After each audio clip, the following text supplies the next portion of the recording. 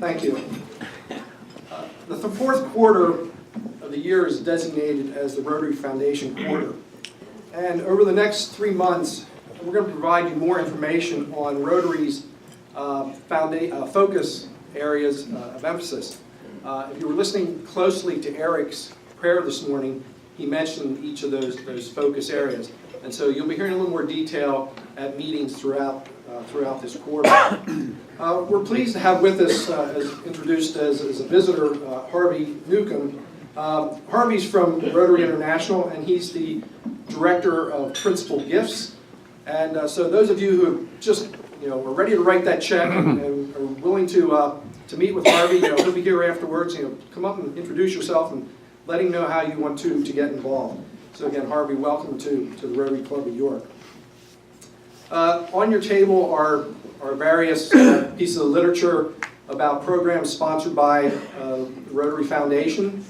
The Paul Harris Society folder on there, that's how I've been able to designate my funds through that. How many people here have a credit card that receives some sort of gift mileage or cash back or so on? If you look at that brochure, you'll find that it's very easy to check off. $85 a month comes off your credit card.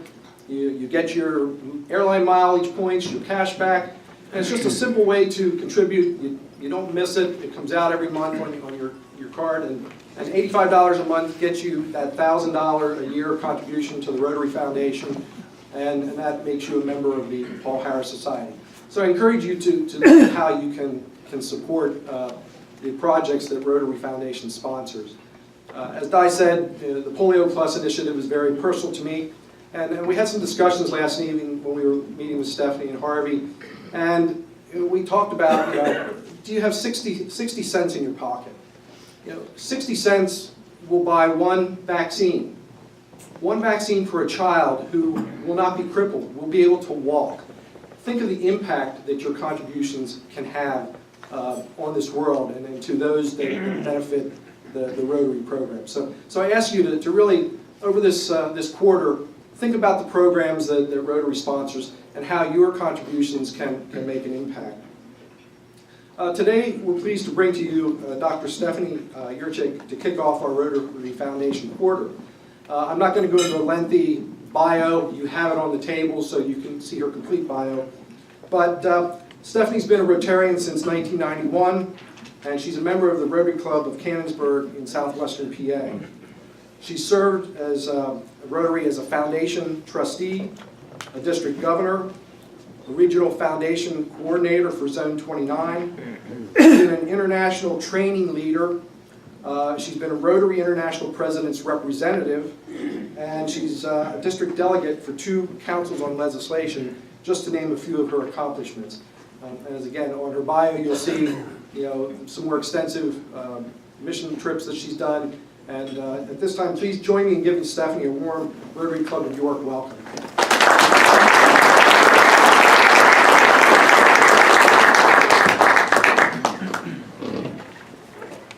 My family of Rotary, have you ever wondered what matters most to the Rotary Foundation? Is it what we just finished celebrating, 100 years of doing good in the world, our centennial? Is it every Rotarian every year? Is it our 6 areas of focus? Or maybe it's our peace centers or our corporate project of eradicating polio? To answer that question, I want to take you back in time, and I want you to think about important dates in your personal history. One of them is your birthday. President Nye, what month and date is your birthday? September 3rd. Okay, so on September 3rd, whatever year that was, Di was born and the world has never been the same. Okay? And that is true for every single one of us here. All right? We come into the world for a purpose. And that's an important celebration that we should have every year to celebrate our birthday. The second day I want you to think back to is the day that you became a member of this Rotary Club or whatever was your first Rotary Club. Remember what, do you know what that date was? Think about the person who asked you. My date was October 1st, 1991. We come into Rotary when Rotary needs us most and we need it most.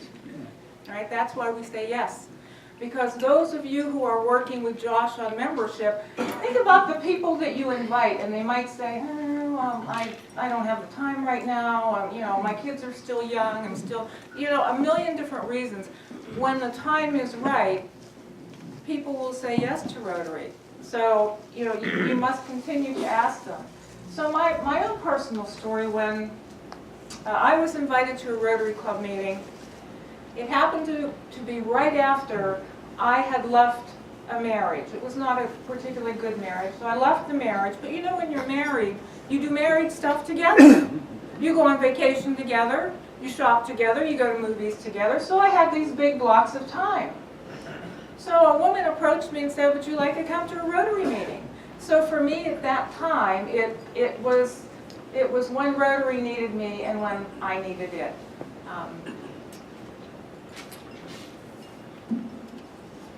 Service found me when I had opportunities to give back. So I give of my ability, I give of my resources, I give of my talent. Rotary at times has made me laugh, and at times it's made me cry. I'm not any wealthier, I don't have more time, but what I do have is something called psychic income. When I work on behalf of others or for a cause, there's something that happens to me that I call psychic income. It makes me feel good. And when you think about it, that's why most of us have come into the Rotary clubs that we're in. There's a survey that goes out every 3 years in the Rotary world, and some of you may have completed it recently. But one of the questions that is typically on there has to do with why you stay in Rotary. And the research always tells us the same thing, that many people come to Rotary for networking or meeting people or filling up blocks of time, but they stay for the service. They stay for the service. So don't discount the opportunities that you have to engage other people, young people, people who have just retired, to come and visit for that opportunity to network or to meet other people. But once they get involved in the service, they become hooked in what we do. That's why we do Rotary. We have a past Rotary president from Japan. His name is Sakuchi Tanaka, and his theme in Rotary was peace through service.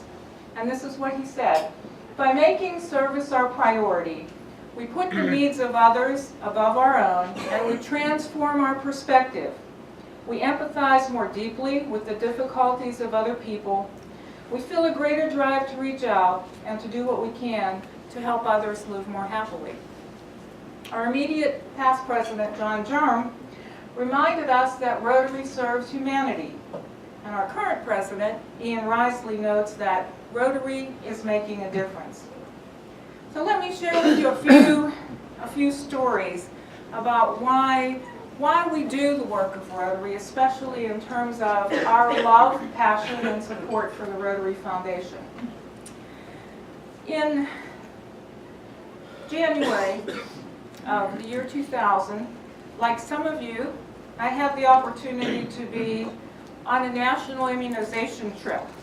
I went to Delhi, India, and had 12 other people with me from a small Rotary club in Western Pennsylvania. And we were there to immunize babies against polio. And I have a tremendous number of stories about that day because it was just filled with so many different opportunities. But I'll share a couple of them with you because they left such an impact with me, and they really hit home about why we do what we do in Rotary. In one spot, we were shuttled around by Rotarians. So in one spot, we happened to be at a temple. So there I was standing, you know, without my shoes on, and we were immunizing babies. And so at the end of the opportunity, we packed up all of our cases and got everything, and we were ready to leave, and a Rotarian ran through the building and said, "We can't go yet." And we said, "Why not?" And he said, "Look behind us." And up on the hill, there were circus tents.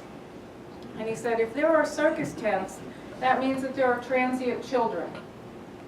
So we need to take our carriers and we need to go up there. And that's exactly what we did. We picked up the carriers, we walked up to the hill, and we found 9 babies in those tents.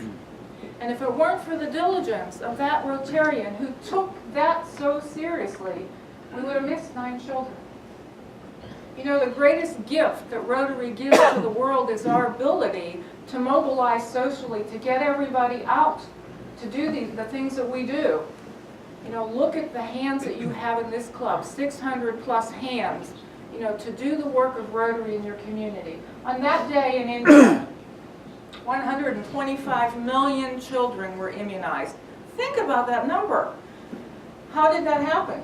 It happened because every single Rotarian was out. Nobody was home. Everybody was out in the street. Every health worker was out. Every government worker was out. And those of us who were volunteers from around the world who had come were out to get every single baby immunized. And that's what happens. The second story that I'll share with you was about the very last stop that we went to happened to be in the slum. So the Rotarians were walking us through, you know, all these little tent towns, and we finally got to the spot. And they weren't quite set up for us yet. They were still hanging banners and putting the tables on. So we stood off to the side and waited. And as we did that, I noticed a little girl with long dark hair and those big dark eyes, and she looked at me and she started staring at me. And if I moved to the right, she kept looking at me. And if I moved back to the left, she kept looking. She just wouldn't stop staring at me. So eventually the lines opened, and sure enough, that little girl ended up right in front of me, and there was another young lady with her. Could have been her mom, could have been her sister. And I looked at the little girl, and she was shaking violently. And I said, "Is your child okay?" And she said, "Oh, miss, she's fine. She just has never seen yellow hair and white skin. You're the boogie woman." So despite being the boogie woman, she did open her mouth and she let me put those 2 drops. And today, that little girl is 23 years old, and she's walking around Delhi because of what you and I have done to commit to the eradication of polio. That's why we do Rotary the way we do it. One of my trips involved going to southeast Poland. You can tell from my last name that my background is from Eastern Europe.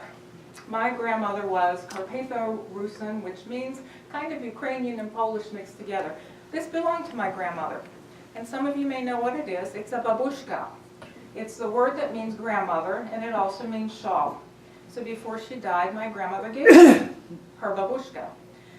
And when I was district governor in my area, I thought about, you know, what kind of project could we do that would really allow Rotarians from all of the clubs to get involved in service. So back then, I had 2 girlfriends who had died from breast cancer. One was my college roommate, and one was a woman who worked in one of the Pennsylvania State universities. Both of them way too young to pass away. So that was on my radar screen. That disease was, you know, right on front. I found an article somewhere about a hospital in southeast Poland that had no mammography equipment. They had a machine, it was broken, they couldn't get parts for it, so they red tagged it and pushed it in a corner. So I looked at the survival rate of breast cancer in this country. At that time was greater than 75%. In that part of Poland, it was less than 50%. Not because they had more cancer, they simply didn't have early detection. So I said, aha, okay, this is something that Rotarians can deal with. So I asked every club in my district to help support getting a mammography unit. And every club did something. One club sold pierogies outside of a supermarket. Another club sponsored a polka dance. Another one had a softball tournament. My favorite club was the Rotary Club of Norwin, PA. They decided to have a bowling tournament, and this is a little indelicate, but it worked. They called it Bowling for Boobs. It raised a lot of money. So anyway, you know, we gathered all this money. We approached the Rotary Foundation. We received a matching grant for a biopsy unit. And I was able to take 10 Rotarians to the dedication of that machine. So for 7 years, the Rotary Club of Krakow communicated back and forth with us to let us know that they were doing approximately 5,000 mammograms a year. Think about that. We are saving lives of people, women in Poland that we will never meet, because we have decided to do Rotary the way we do it. Because of your support of the foundation and our love of what we do, we're saving lives. In 2007, I had an opportunity to be part of a zone team. You're going to love this. This is a vision of loveliness. I had an opportunity, this came out. Had an opportunity to be part of a zone team that went to Nigeria. And we were there for 2 reasons. One reason was to visit projects to see if there were things going on that we could bring back to Zone 29 and Zone 28 and partner clubs.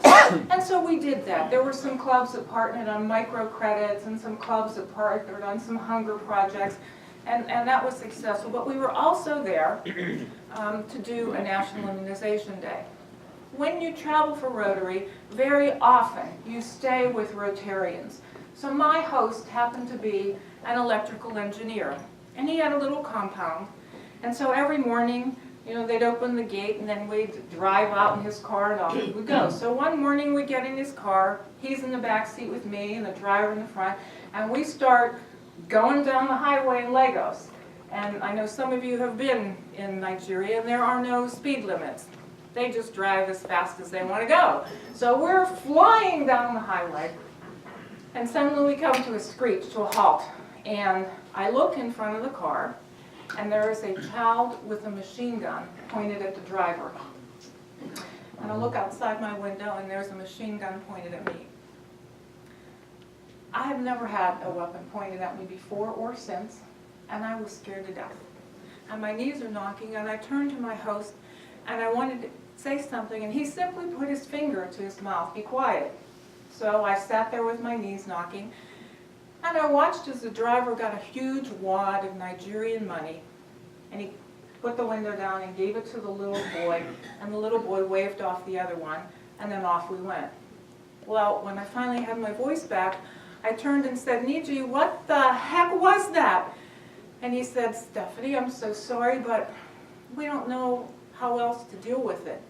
Corruption is rampant, and that's the only way we know how to deal with it." So when I came back to the States, I was an RRFC, a Rotary Regional Foundation coordinator at that time, and one of my jobs was to get a Peace Scholar to come to one of our institutes. So I contacted Rotary International, and the young man who works on that said, "I have a perfect person for you." So when I got to the institute, I met the young man. His name was Anslem, and he was from Lagos, Nigeria. And I said, what do you do? And he said, "Well, you know, I went to Chula, I went to the short term, and I learned peace and conflict resolution. I'm a policeman in Lagos, and I'm working on child soldiering."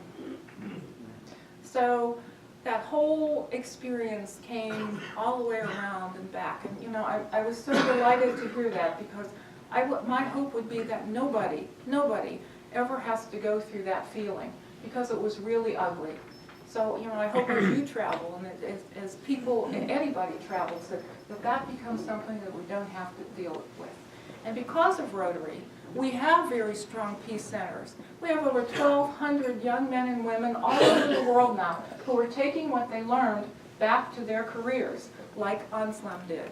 And that's why we do Rotary, so that we can make the world a more peaceful place. I mentioned that we also did an NID in Nigeria, And that had been my second. And because I had already done it once, I got paired up with a Canadian Rotarian. And I asked him, have you ever done the drops? And he said, no, this is my first. I said, well, you do that, and I'll do whatever they need me to do. So we went to a village, he and I, and the local Rotarian came and said, all right, he'll go with the health workers. What I need you to do, Stephanie, because you are female, this is a Muslim village, I can't go into the houses. I'm a man, but you can. I want you to go into the little huts, and I want you to check and make sure that every baby in the house has a purple mark on their finger. That means they have been vaccinated, that the health workers have been there. I said, okay, all right. So we walked through the village. It was about 110 degrees, and we walked, and there were goats following me. And so we go in and out of the houses, and I check for the babies. In one hut, I started to come out, and the woman of the house grabbed me by the sleeve, and she said, one more. And she took me around sort of a little corner, and there was a little child crouched, and I grabbed his hand and I checked, and he indeed had the pinky. So as she walked me out, she grabbed my hand and she put something in it, and she said, thank you, Rotary, for saving my children. And what she gave me was her necklace. And it's probably the most precious piece of jewelry that I have, because it came from her heart. And she recognized that what you and I do in the name of Rotary to save children from that disease is important, and her child will have a chance of growing up and living a normal life. So that's a very important piece of my Rotary history. You know, I've talked so far about things that we do around the world, but Rotary is also important in our own communities.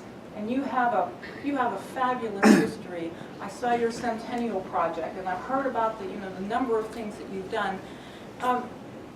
What I like about the Rotary Foundation that I can't find in any other foundation or giving is the fact that at times some of that can come back for us to use. And it comes back in the form of a district grant. You know, when you support the foundation, a part of that comes back to you in district designated funds and then in local grant money. You know, I give to my church, I give to the United Way, I give to the American Heart Association, I give to a number of things. There's none of them that I have ever given to that money comes back to me to use in another way, but the foundation, the Rotary Foundation does. One of the most splendid ways that we were able to use a local project was when my club decided to adopt 2 senior high-rises in our community.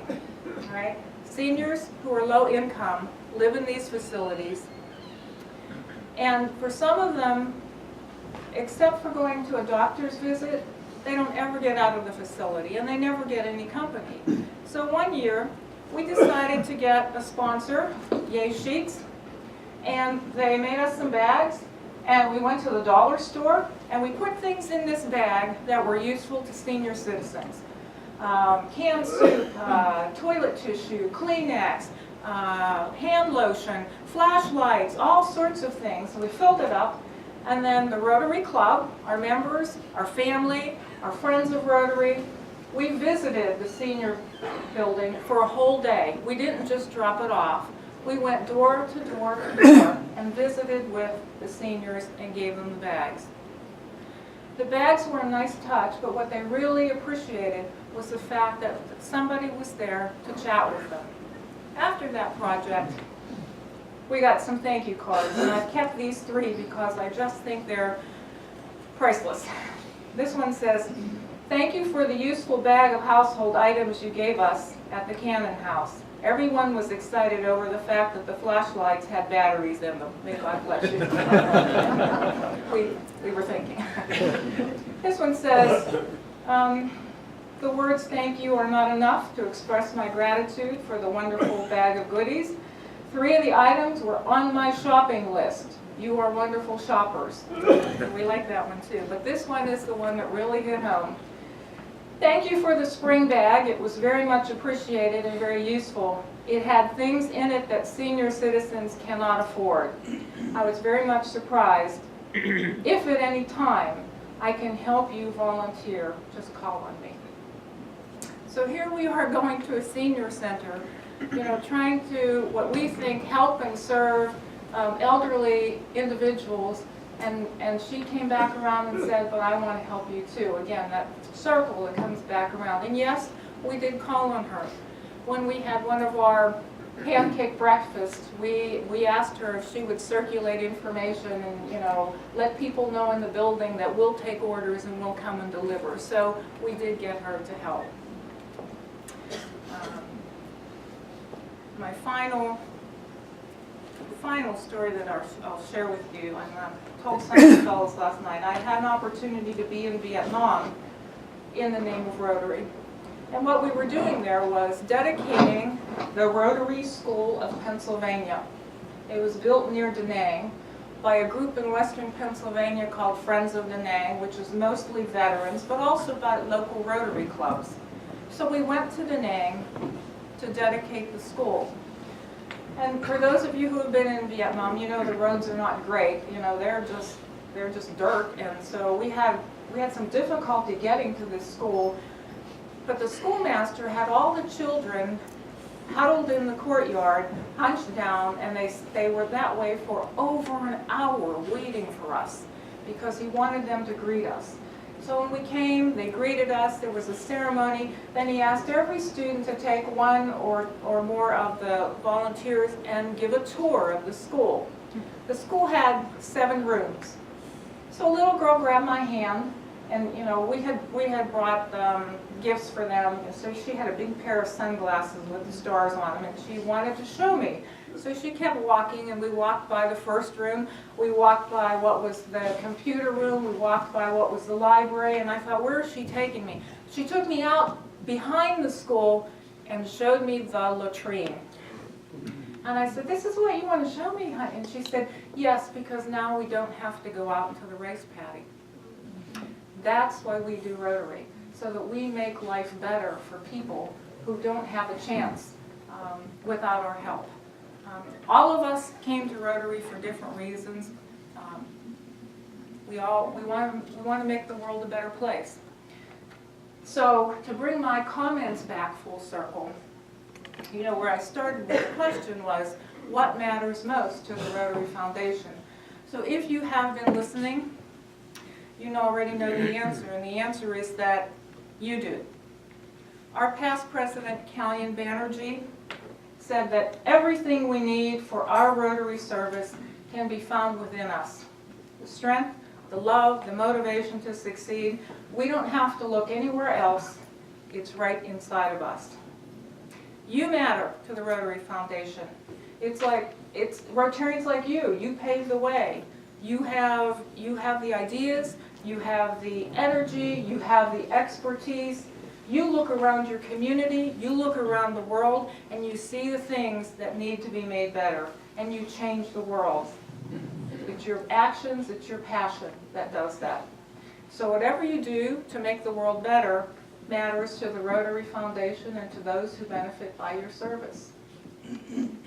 So I want to thank you officially as a representative of Rotary. The Rotary Club of York, you have done amazing things. You have 101-year history now of doing good things, right? Is that right, 101? And I'll always be watching the activities of your club with interest because I know that you are changing the world. It's your presence here today that tells me that you believe in the foundation, you support it, and you love it. So until we meet again, I hope you will stay well. I hope you will keep celebrating all the wonderful things you do. Thank you so much for your invitation and your warm welcome. All the best. Thanks.